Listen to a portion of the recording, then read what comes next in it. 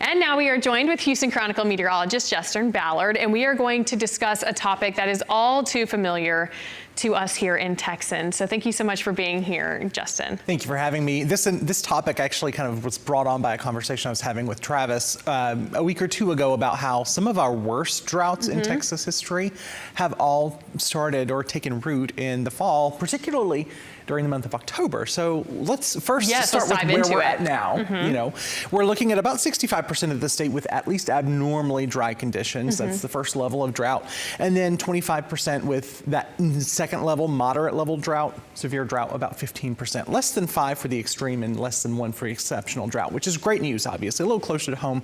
We zoom in to Southeast Texas here. We've got, again, abnormally dry conditions across much of the region, and then moderate drought stretching from basically along and west of the Brazos River, and of course it gets worse the further west you go. And I feel like over the last few weeks, pretty much Southeast Texas wasn't looking so bad when it comes to drought, but we have not gotten much rain, and so this quickly turned from nothing over us, no drought conditions, to abnormally dry. If I'm not mistaken, Houston's Bush Intercontinental is about 9 inches below average for the year so far, and it's close to a foot of a deficit there in Galveston. So let's talk about the driest Octobers that Houston has ever seen. And we pop that list up here, and you see Trace in 1934, only a 1/100th of an inch of rain in both 1963 and 1944, and then 2010. That is really especially prominent because a lot of us, I mean, if you were here, I wasn't, but if you were here in 2010, especially into 2011, you know that that drought was really intense, only 2/100ths rather of an inch of rain in October of that year. So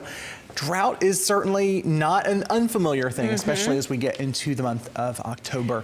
I also want to show you Texas's driest Yes, because Octobers. we all, of course, you know, if you were in the state of Texas in 2010, 2011, you remember that drought. Exactly. But that's not necessarily the big drought of record for the state. Okay. Which I was surprised to learn. 1952, that is square in the middle, not quite in the middle, but we'll talk a little bit more about the longest drought in Texas's history. But again, this is Texas statewide, so drought records, again, dating back to 1880. 2024, last October, was actually very, very dry for the state as a whole.